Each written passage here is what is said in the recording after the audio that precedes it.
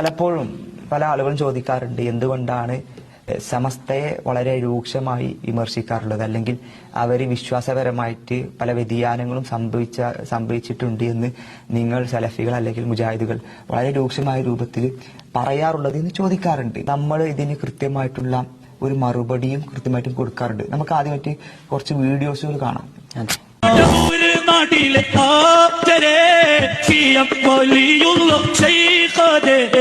രോഗങ്ങളെല്ലാം പാവങ്ങൾ ഞങ്ങൾക്ക് തുണയെ നിങ്ങളല്ലാതെ രക്ഷിക്കാനില്ല, എനിക്ക് വിളിക്കാൻ നിങ്ങളല്ലാതെ മറ്റാരുമില്ല. കാക്കണം ഞങ്ങളെ ശ്രീഹോരേ, നോക്കണം ഞങ്ങളെ മടവൂരേ. ഇവിടെ നമ്മൾ കണ്ടു സഹോദരങ്ങളെ, കൃത്യമായിട്ട് അള്ളാഹുവിൽ പങ്കു ചേർക്കുന്ന കാഴ്ചയാണ്. കാക്കണം ഞങ്ങളെ മടവൂരെ എന്നാണ്. അപ്പോ നമ്മളിത് ശിർക്കാണ് എന്ന് പറയുമ്പോൾ പല സമസ്തക്കാരും ചോദിക്കും, ഇത് എങ്ങനെയാണ് ശിർക്കാവുന്നത്, നിങ്ങൾക്ക് ശിർക്ക് എന്താണെന്ന് അറിയില്ല, നിർവചനം എന്താണെന്ന് തിരിയില്ല. യഥാർത്ഥത്തിൽ ഷിർക്കിനെ വളരെ ലളിതമായിട്ട് പറയുകയാണെങ്കിൽ അള്ളാഹുവിന്റെ ദാത്തിലും സിഫത്തിലും അഫ്വായിലും പങ്കു ചേർക്കലാണ് ഷിർക്ക് എന്ന് പറഞ്ഞാൽ.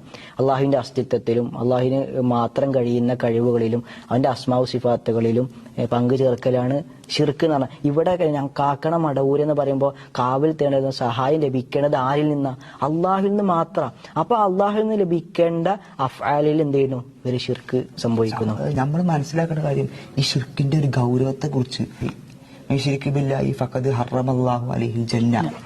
ആരെങ്കിലും അള്ളാഹുവിൽ പങ്കു ചേർക്കുകയാണെങ്കിൽ അവന് സ്വർഗം നിഷിദ്ധമാക്കുന്ന, മനുഷ്യന്റെ ഏത് ലക്ഷ്യത്തെക്കാളും അപ്പുറം ഏറ്റവും ആത്യന്തികമായിട്ടുള്ള ലക്ഷ്യമാണ്, മുസ്ലിമിന്റെ ഏറ്റവും ആത്യന്തികമായിട്ടുള്ള ലക്ഷ്യമാണ് സ്വർഗം. സ്വർഗം നിഷിദ്ധമാവും എന്നാണ് പറയുന്നത്. മാത്രമല്ല ലൈൻ അശറഖ്ത ലയഹ്ബതന്ന അമലുക, ആരെങ്കിലും അള്ളാഹുവിൽ പങ്കു ചേർക്കുകയാണെങ്കിൽ അവന്റെ കർമ്മങ്ങളെല്ലാം നിശ്വലമായി പോകുന്ന.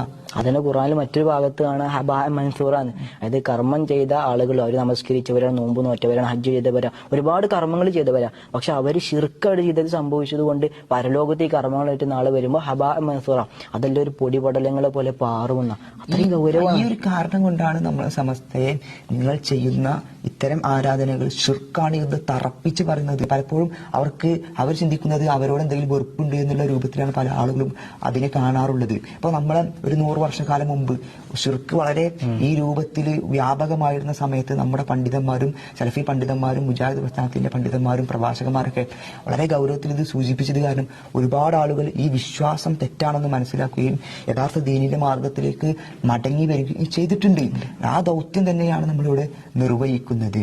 അപ്പോ പ്രിയപ്പെട്ട എന്റെ സമസ്ത സഹോദരങ്ങളോട്, സമസ്ത കുടുംബങ്ങളിൽ ജനിച്ച സഹോദരങ്ങളോടും സഹോദരിമാരോടും പറയാനുള്ളത്, നിങ്ങളോട് യാതൊരുവിധ പ്രതികാരമോ അല്ലെങ്കിൽ നിങ്ങളെ കളിയാക്കണമെന്നോ അല്ലെങ്കിൽ നിങ്ങളെ ആക്ഷേപിക്കണമെന്നോ ഒരു ഉദ്ദേശവുമില്ല. നിങ്ങളെ പരലോകം രക്ഷപ്പെടണം എന്നുള്ള ഒരു ഉദ്ദേശത്തോടു കൂടി, വളരെ നസീഹത്തോടു കൂടിയാണ് ഈ കാര്യം സൂചിപ്പിക്കുന്നത്.